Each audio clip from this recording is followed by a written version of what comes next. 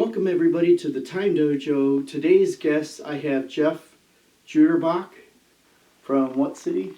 From Westland. Westland, and he's one of my screenwriting partners, and we're working on several screenplays, notably the Quantum Sci Fi Thriller series that we're writing, and we are in the midst of going through and finishing Mystery Program, which is part of that series. And we started with the first screenplay. We have Quantum and then Mystery Program. Or Mystery Program, then Quantum, and then we have 3 more scripts that we're working on. So welcome to the Time Dojo. And I want to say thanks for coming here tonight. We had interviewed Albert Emery and James Nalepka.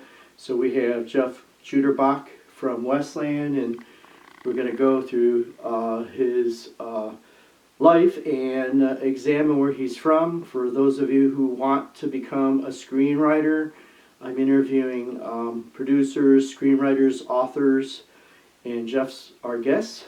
Okay. And how long was it easy to get to here? Yeah, it wasn't too bad.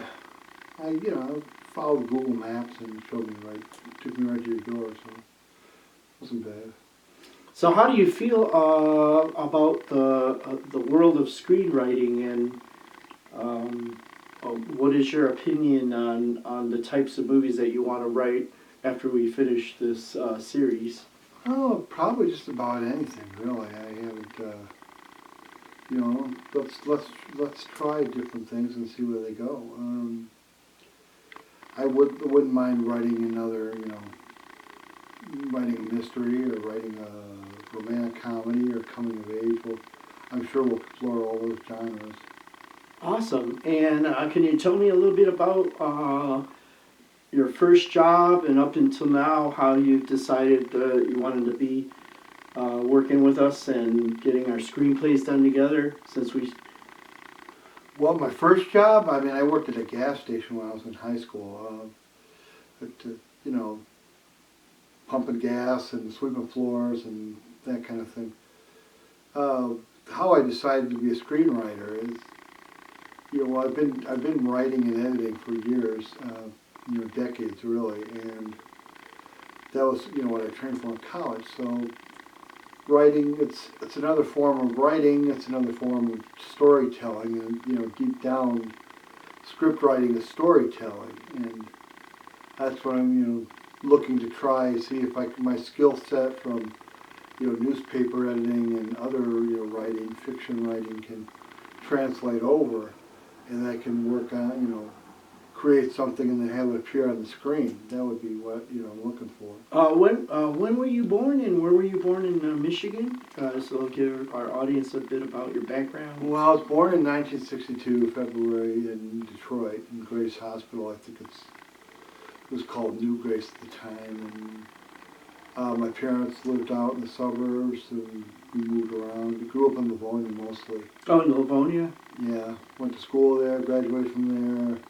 The school's no longer there, but What was the high school? High school, Livonia Bentley. Okay, Livonia Valley. Bentley. Oh, Bentley. Okay.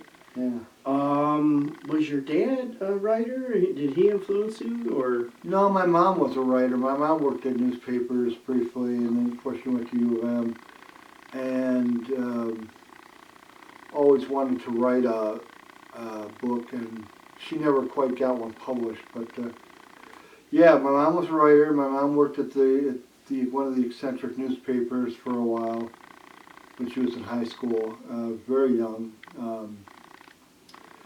My dad was in insurance.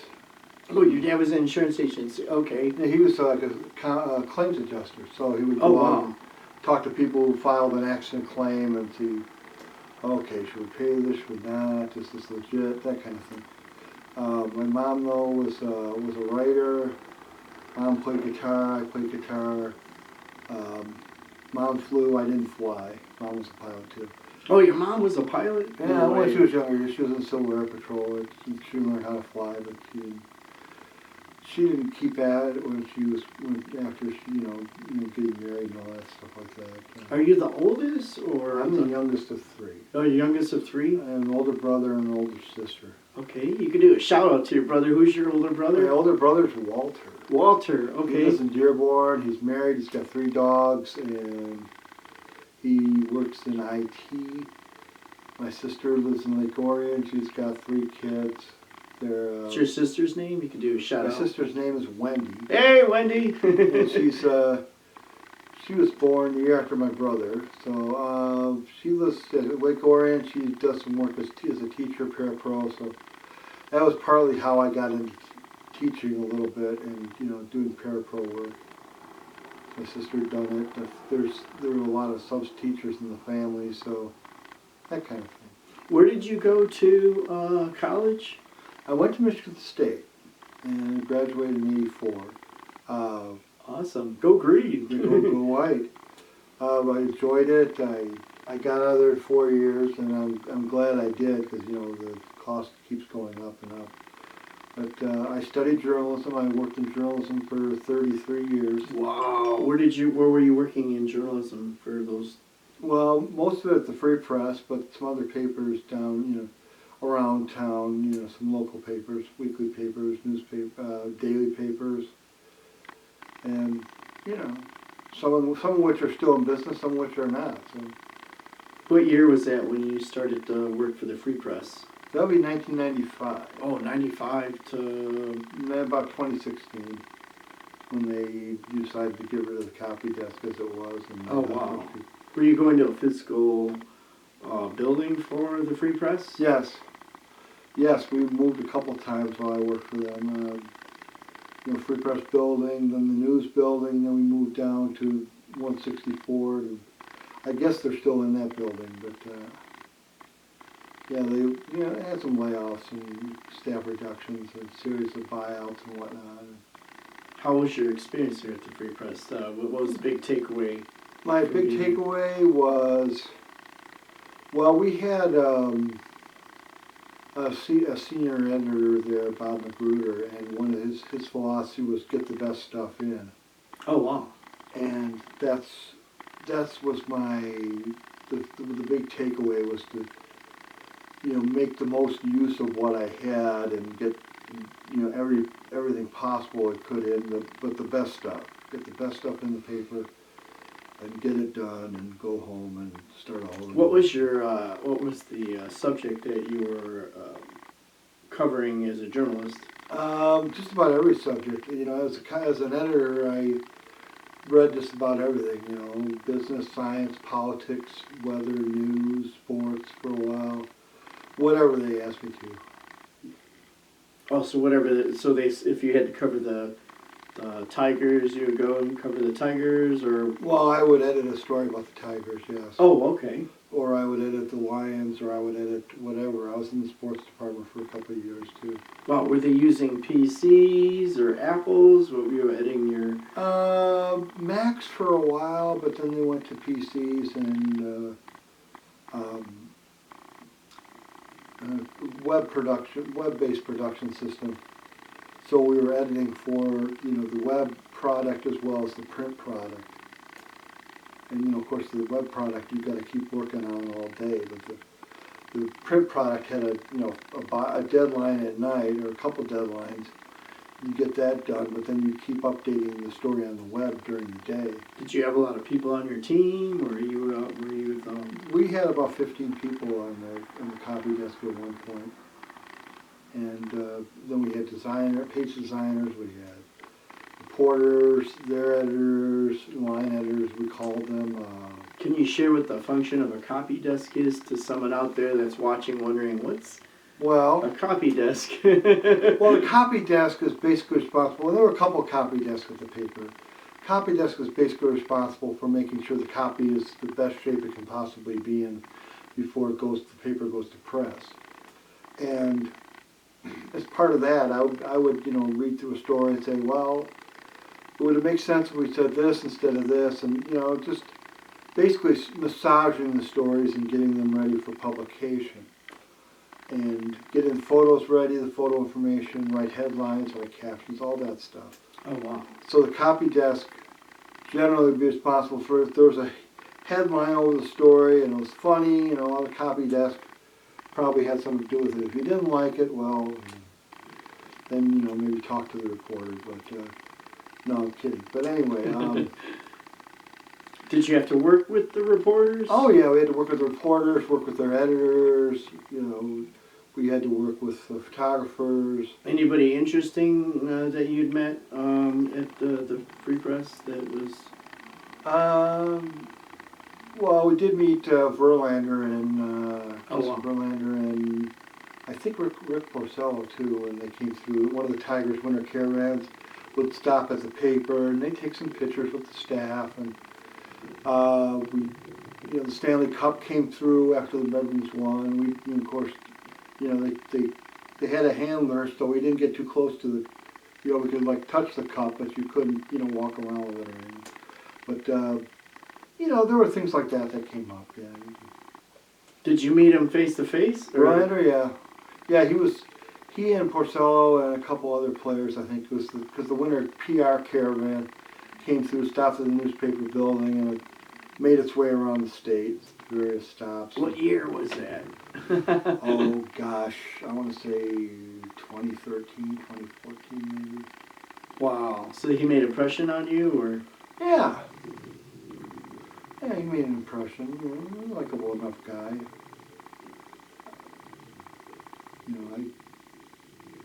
Of course, long before the World Series and everything like that he did. I don't know. Yeah, I think it was before they made the World Series, but anyway.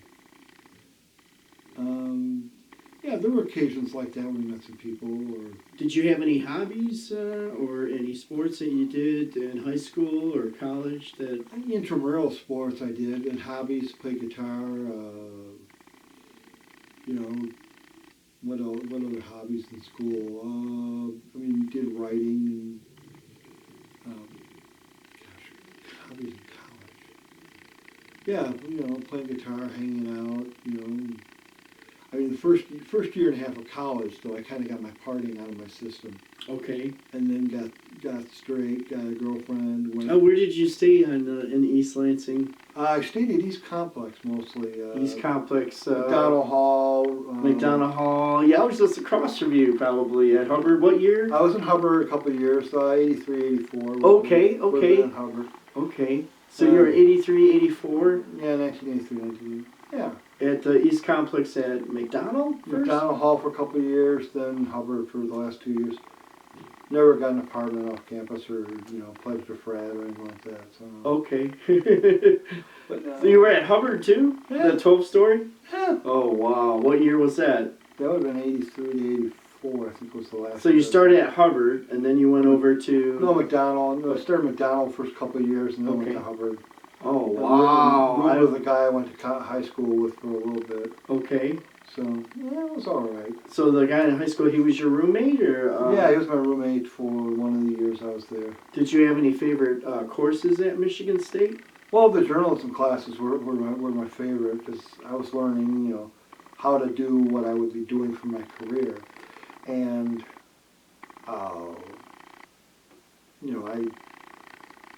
it was I guess my formative years. I was learning, how to not so much the photography stuff with photojournalism, but the regular. I was learning how to edit. I was learning how to write stories. I was learning how to,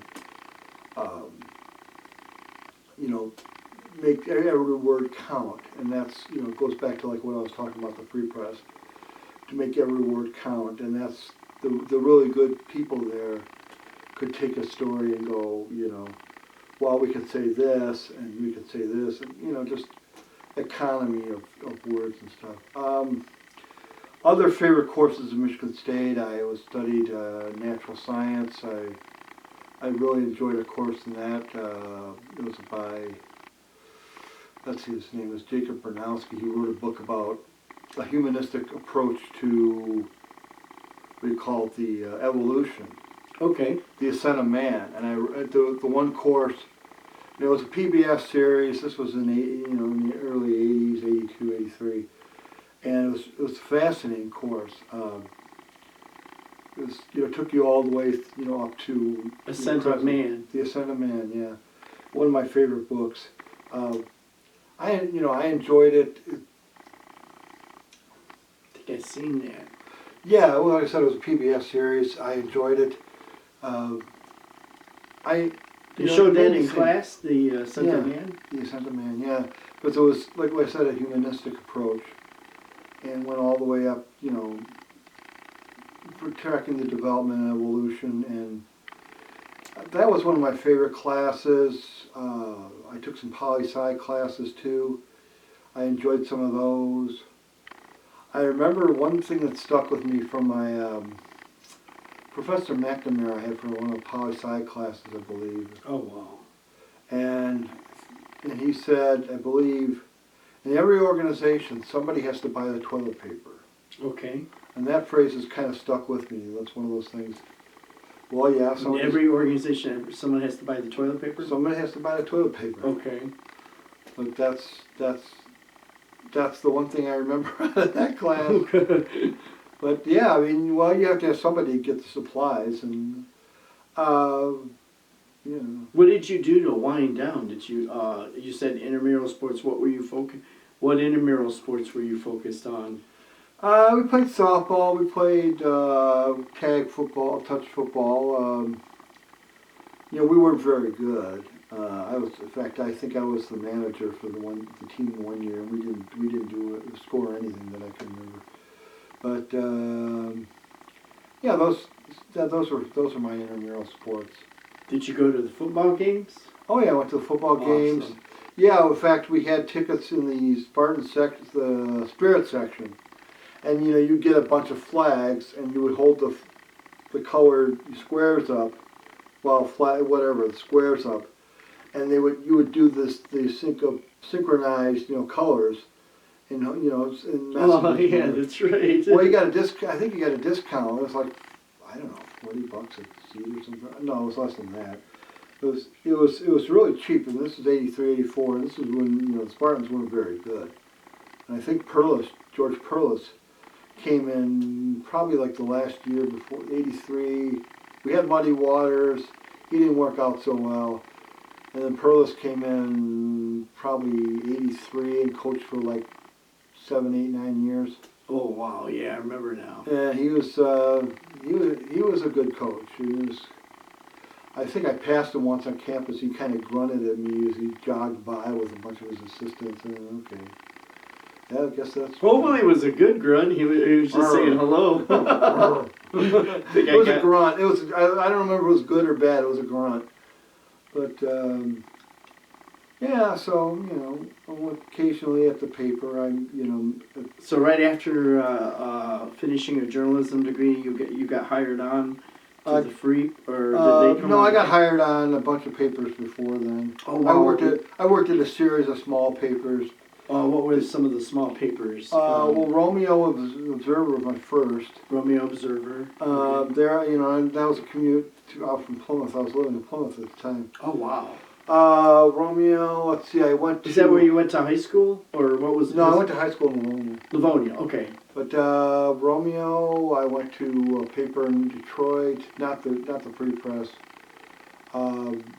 I ended up a weekly paper chain in C&G in Warren. I worked there for a couple of years. Went out state, worked up north for a little bit, worked at Three Rivers, the commercial and news. I think that's pretty much still going. I was a managing editor there, and let's see, bounced around. Managing editor, okay. Yeah, I basically wrote a lot, edited, the other reporters' stories, and helped overseeing the publication or preparation, the paste up of the paper. What were the other papers? Well, then after that, I went to, came back to Ypsilanti. I worked at the Press. The Press? Before that went under. I left a year before they went under. And the company that owned us owned a bunch of huge papers across the country. Media News Group, I think, is the company now. Media News Group, okay. They owned like the Houston paper and I think a Dallas paper maybe. But anyway, I worked there. I went to Macomb County, the Macomb Daily, and the Daily Tribune in Royal Oak. I worked there, and then from there I went to the Free Press. Oh, you're at the Royal Oak? Royal Daily Tribune. No way. Royal Oak Tribune? Yeah. What year was that? Oh, that would have been 92 to 95, and then I went to the Free Press. 92 to 95? So I kind of paid my dues with these smaller papers, and then when the Free Press called, I went and said, okay, and worked there for 20 years. Were you commuting from Plymouth, or did you live in Royal Oak? No, I was commuting from Troy Okay.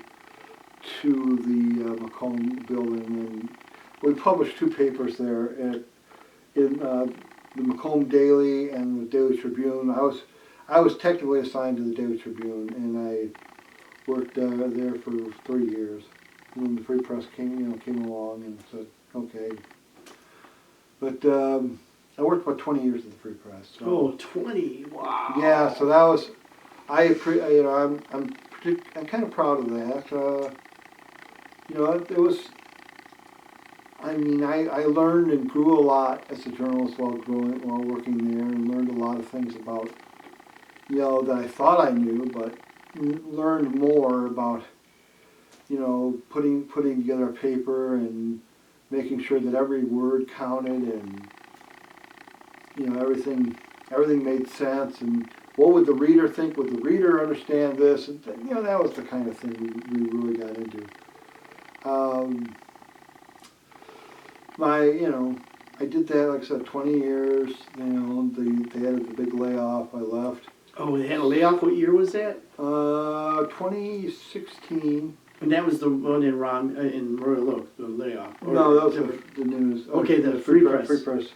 Oh, wow. We were working downtown at that point. So what year for the 20? The 20 was like 1995 to 2016, so about 20 okay, years. to 2016. That's when I think that's when I showed up seeing you at Landmark? yeah, at Landmark. Yeah. Yeah, well, Landmark, What year did you do the forum? I don't know, 2018, I'm not even sure anymore. 2018 maybe? Was that January of 2018 or January 2017? It might have been 2017. Yeah, it's 2017. Yeah, I was trying some other things out at that point. I tried sales. That really wasn't for me. Insurance sales, supplemental insurance. I worked with some great people there. I worked with a couple of nice, real super people at Aflac, but Aflac really wasn't for me. And you need to be. I think that's why I saw you briefly. Yeah, because I moved my license to that location. It was in Southfield. Yeah, right? I worked in Southfield. They pushed. They put me into Landmark training. That was good. I enjoyed that, and I met you and met some other people I still talk to, and it was an eye-opening experience. Putting the past behind you, and I learned to put the past behind me. Now I'm going to take some other courses with them. Take another course with them this spring, and we'll see how that goes. The advanced course. So I'm signed up for that. Any news from? Any news from AYE? Associated. Oh, I haven't heard Youth anything yet. Empowerment? No, I Okay. just sent that in. So Okay. a couple weeks ago. So we'll see. So shout out to Jen Young if you're seeing this, and Mr. Cooper, Mr. Cooper, Robert and Cooper, yeah. also Ellen Abramson, David's wife, who David created the Association for Youth Empowerment, which was a landmark created project for him, and Okay. he was helping people. He had I think a project called the 8 Mile Project, and he was helping people have funds for Landmark Forum or the advanced course. So Okay. just want to say shout out family. Did you want to shout out to your daughter out there? I know you have Jenny, a daughter. She's a private in the Marines. Yeah. Hey, say you want to say it. Hey, what's her name? Private Jenny Juterbock, PFC. Private Jenny Juterbock, PFC. I'm interviewing your dad here, who is a screenwriting partner. Yes. And we're working on a movie called Mystery Program and a series of sci-fi action movies. Okay. called the Quantum Series. So if you're tuning in or just tuning in, this is Jeff Juterbock. I'm interviewing from Westland, Yes. who by day works as a teacher. Sub-teacher, yeah. Yep, so you want to talk about that, maybe? Yeah, well, guest teacher, so I was working for Aflac, and I was doing some other insurance sales, and that really wasn't me, because I'm not really an aggressive salesperson, and I work for some great people at Aflac. I work for Damien Suspaniak and Hey, Damien. Jamie Cohen. Hey, Jamie, hey, Jamie, I hope you're tuning in. And they put me into landmark training, which was great. It made a difference in my life. I met some terrific people, learned some great things. But the Aflac really, sales, wasn't really for me.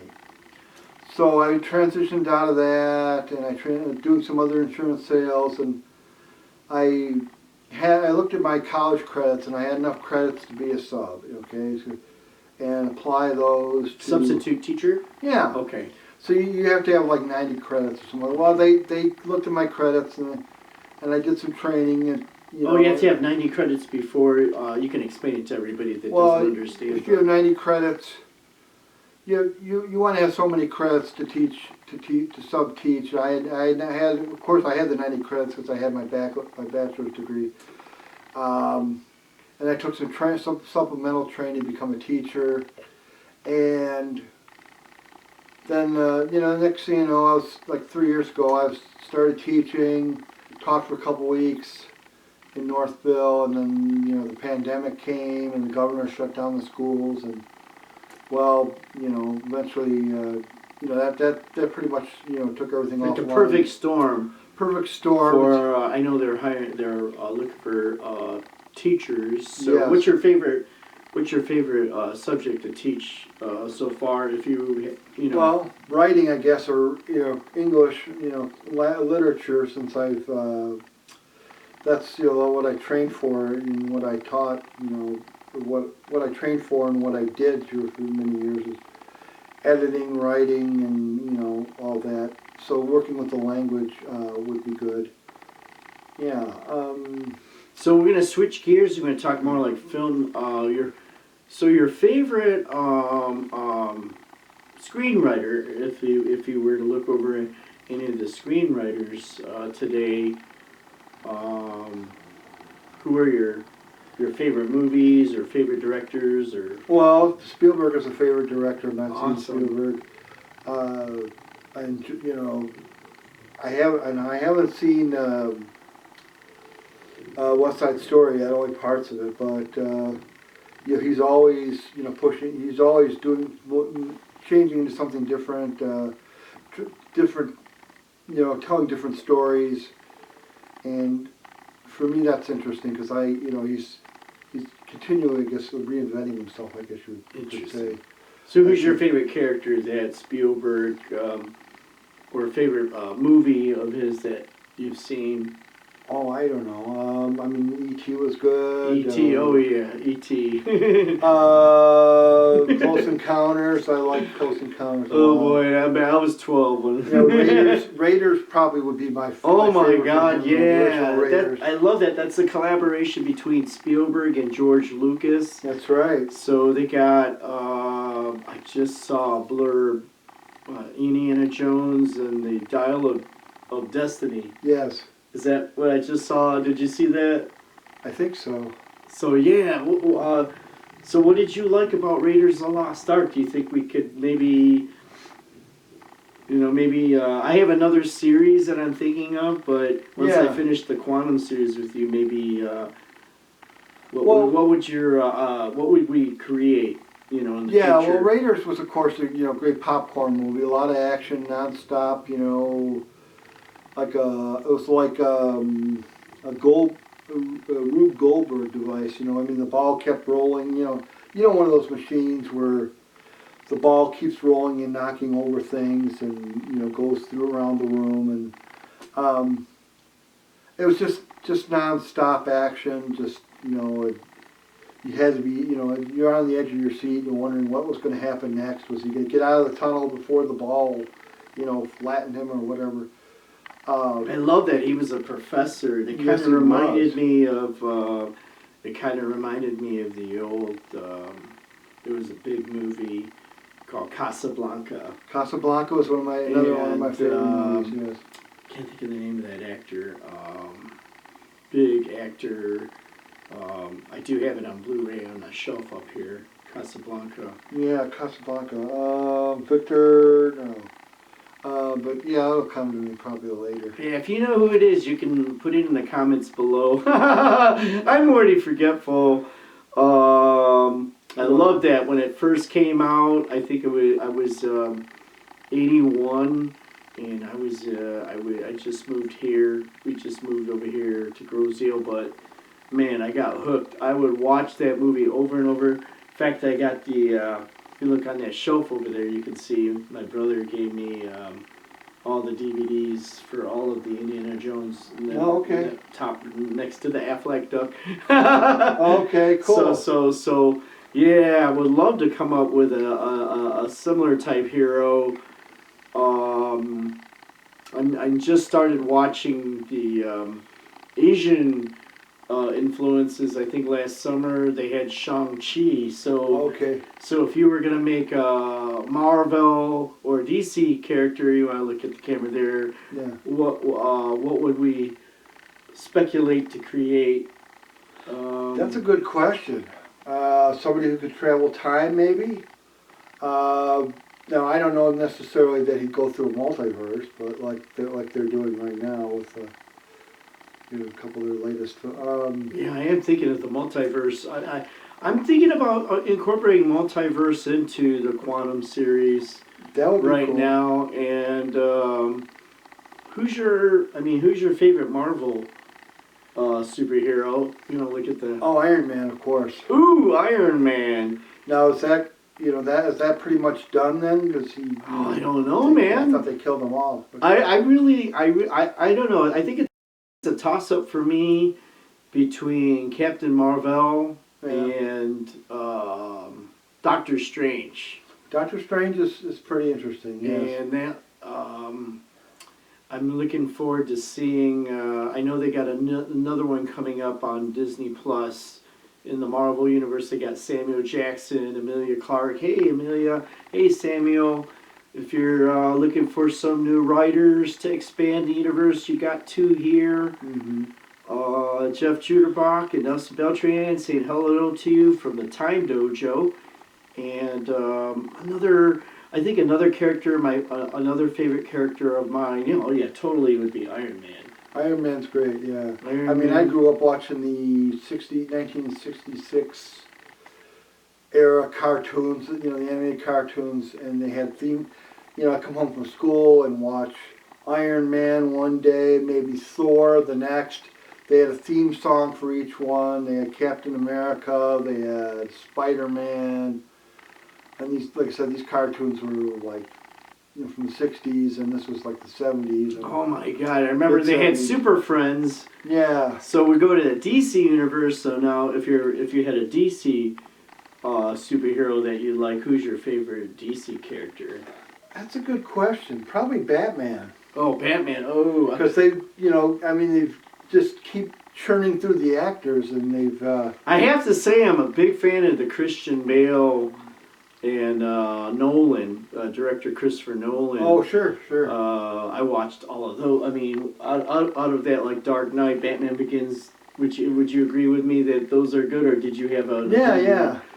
I mean, Batman and Robin. That was pretty campy. But I mean, the TV series was the campiest. But the Dark Knight. Certainly, yeah. Yeah, man. Maybe we can throw in our hat if they do go after that actor Gordon. Gordon Levitt? Yeah, man. Gordon Levitt out there and Mr. Nolan, if you're looking for a script, I'm totally down for doing, we're totally down for doing the new Batman and Robin if you do get Nolan directing. If you hear us, I'd love to throw a spec screenplay out that way. if you do get Christian Bale and Gordon-Levitt, Yes. so as Robin, so Okay. another DC character. I have to say, I really like Wonder Woman. I Yeah, I like do Gal too. Gadot's version of Wonder Woman, and I'm just wondering too. why did they stop? I know they were getting ready. I did like Black Adam. Shout out to Dwayne Johnson out there. I would love to collaborate with you if you're looking for some brand new storyline. Me and Jeff and Albert and James Nalepka, we can. There's 4 of us or 5 of us. We'd love to throw our head in with some spec screenplays. So Okay. Black Adam. I don't know why. I love that movie. Did they you see cut that? I saw Black Adam. Did they cut the cord on the second one though? I don't know. It was kind of a surprise. I was Yeah. kind of sad because I looked up there watching Henry Cavill's Instagram, and the next moment, one moment he was on, and they were going to do Black Adam. It sounded like they were going to do Black Adam versus Superman. Spoiler alert, if you hadn't seen Black Adam, I apologize. But I was really looking forward to that matchup, that little battle. I did like, however, the Superman versus Batman with Cavill versus Affleck. I thought that was really sharp. Yes, it was. Did you like that, Superman versus enjoyed it. Batman? Because they would bring it here. They would probably film it here in Michigan. They could. So I was kind of like stunned that all of a sudden everything got stopped. So hopefully we can see some new DC characters. What else what are you watching right now for superhero stuff? What am I watching right now for superhero stuff? Like on Netflix or Disney Plus? Yeah, I just saw Black Adam when it came out. Oh my God, that was badass. No, last movie we saw was we just saw Tom Hanks' new movie. That's not a superhero movie. Oh, which one was that? Man Called Otto. Oh, I haven't seen it. Was it really good? Yeah, he plays a really grumpy man, and that follows him. The course he lost his wife, and the movie follows him as he goes through different things and says whatever's on his mind. Oh, I love that movie. There's grumpy old men. Yeah. With Jack Lemmon Yeah. and do you remember that? Walter Matthau. Yeah, Grumpy old man, man. Grumpy. I love that. You gotta go see that if you hadn't seen that. It's classic Grumpiest Hollywood. old man. Yeah, you got Jack Lemmon and Walter Matthau. All Yeah, love the and- grumpy old men. Burgess Meredith, I think, made an appearance in the last one, didn't he? The grumpiest old man. Yep, I remember when Burgess Meredith was the Penguin, and we had Yes. Arnold Schwarzenegger versus which Batman was that?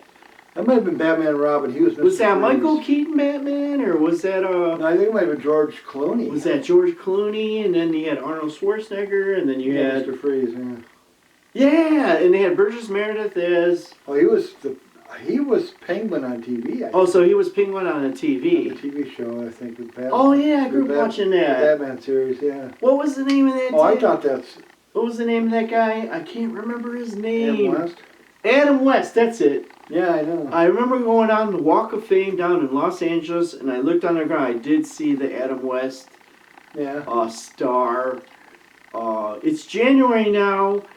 If you had tuned on earlier on my Time Dojo, you can see me and Albert walking around Tokyo town, or Oh. Korean town in LA. Okay. And I guess that last day that we were there, we were going through the Walk of Fame. So if you're Okay. on my Instagram, TimeSurfer99999, there's 5 nines. You can follow me there, Okay. and you can see some of the Hollywood Walk of Fame stars. I thought I could get all 2,500, but I only managed to get 300 stars off of my iPhone. Oh, okay. But at that time when I was there, I had a crappy iPhone 12, Oh. and now I've got an iPhone 14 Pro Max. Okay. which I know some filmmakers are using to film some Screen Actors Guild indie films for 90 Okay. minutes. So,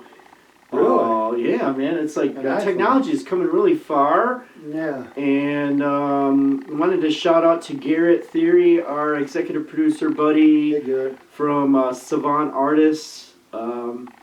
Hey, buddy.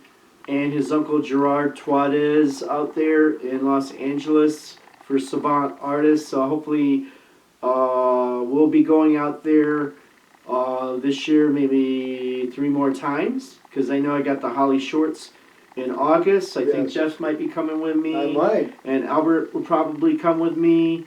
I'm going to be there for sure August 10th through the August 19th. And then December we have the Los Angeles Asian Awards Film Festival. Shameless plugging, sorry. Okay. So tune in here. We're going to take a 2-minute break. And we'll come back and we'll interview Jeff Juterbock and ask him more about his characters that we're going to be creating for the new movies for Quantum. Okay. Okay. Action! Hey, we're back. Thanks Okay. for staying for. We're going to continue for the next 17 minutes, and we're here talking to screenwriter Jeff Juterbock from Westland. Yes. And I think we're going to be talking, we were talking about DC. Who's your favorite, other favorite DC heroes? You said initially. Well, Batman. Let's see. DC. Wow. I have to think. Any new characters that you've seen, like on Netflix or? No. I mean, well, yeah. I can't. Off the top of my head, I mean, I liked Superman when I was younger. Christopher Reeve Superman. Oh yeah, Those are great. those were awesome. Yeah. Oh my God, remember him in, Somewhere on Time. Yes. Filmed in Mackinac Island. But what's that? Yeah, Yeah. yeah, at the is it the Grand Hotel? The Grand Hotel. Yeah. I haven't been there in a long time. I haven't been there either. I'm 56. I think I went there. I was 15. Yeah. We went to the Mackinac Island, and I remember going, "Oh yeah." Yeah, we went there up to Mackinac Island when I was a teenage, in teens and stuff. Yeah. Any favorite channels or favorite streaming that you prefer, or favorite shows that you've been watching? Favorite shows I've been watching? Well, lately we've been watching like let's see. Well, let's see. What did we just? We watch movies. We stream. We saw Babylon. That was interesting. What was that on? That was in the theater with Brad Pitt and. Was that recent or? Yeah, it's still out. Oh wow. It's wild. It's a wild movie. I just saw The Menu with Anya Taylor-Joy. Hey Anya, if you're watching, I loved it. Oh, And that Ralph was good too. Fiennes, Ralph Fiennes. Oh my God, and Nicholas Hoult from X-Men. Okay. And Anya Taylor-Joy. I'm a huge Anya Okay. fan. Please hit me up. I got I think 2 romantic comedies that you can look at. Well, sure. So what Sushi else are we Loves gonna Sake? write? Yeah, that one's And maybe Wabi Sabi. yeah, Wabi Sabi Love and Sushi Love Sake. Okay. Love to work with everybody. We would love to work together with everybody. We got some movies coming, Yeah. some screenplays. So like I said, they're gonna be in California 3 times. You're right. I haven't figured out what another film festival. I'm kind of looking through the film freeway like everybody else. Okay. That's where we submit. If you're a brand new screenwriter and you do finish your screenplay and you do register it with the Writers Guild East or West, then you have the opportunity to upload it on filmfreeway.com, and that's where you submit to all the film festivals. Okay. For all the new screenwriters that are tuning in and want to see if you want to be a screenwriter yourself, and you can ask questions in the comment boxes below our YouTube. Yeah. I'm going to have Jeff back again, and we'll probably cover some different genres of movies on this channel. Okay. And going back to Jeff, what were your favorite shows that you were watching? So you saw Babylon? Babylon, yeah, that's a wild movie. And they said wildly entertaining. It's wild, all right.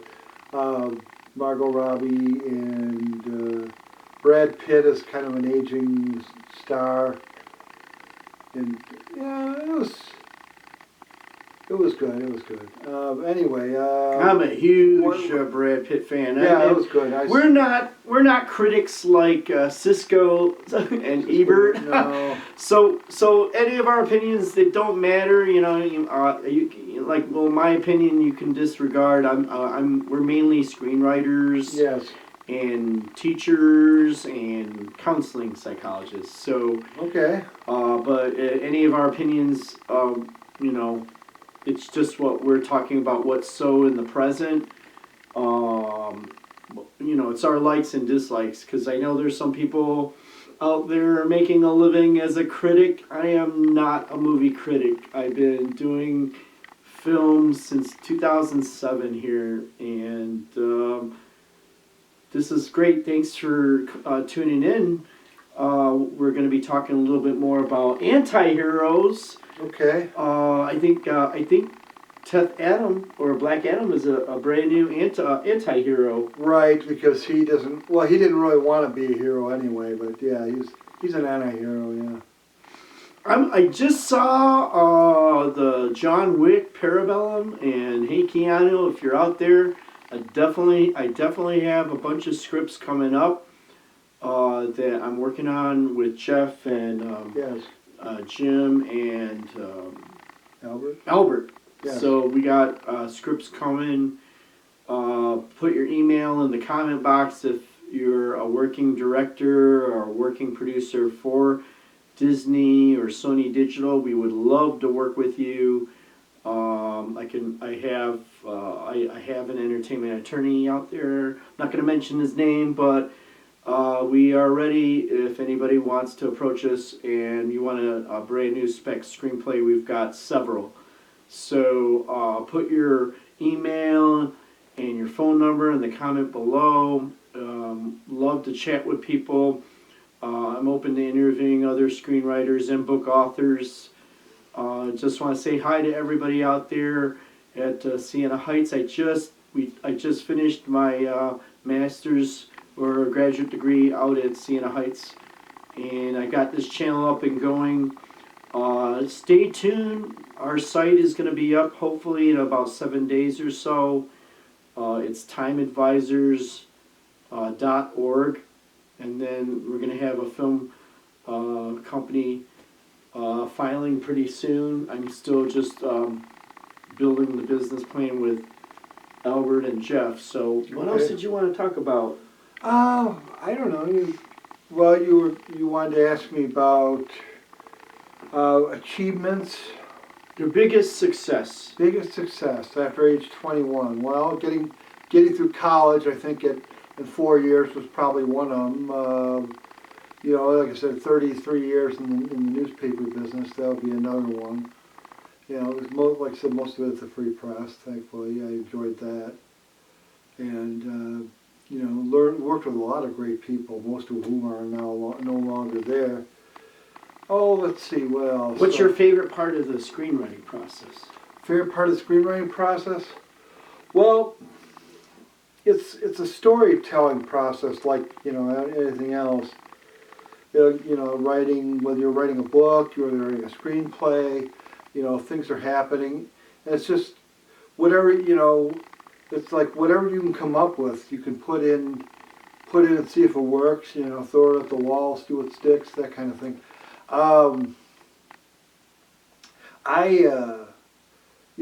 It's fascinating for me because I was doing other kinds of writing,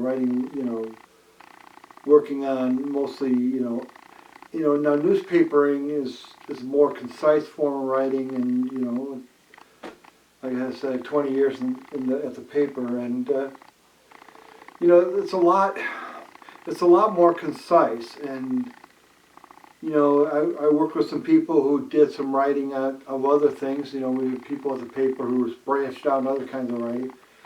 And the most interesting aspect for me would be to, like, I guess the process of seeing it get on the screen. You know, see it get filmed, and like your vision be put up there, and you're sitting there with your popcorn, and there's, hey, I thought about that, or I thought that up, and the guy's doing this, and that's what I said, you know, and that's what I wrote on the script, and whatever. That part of the process, getting the film made, I think would be my favorite. It's going to be exciting, and I think same thing. Process of getting it onto paper.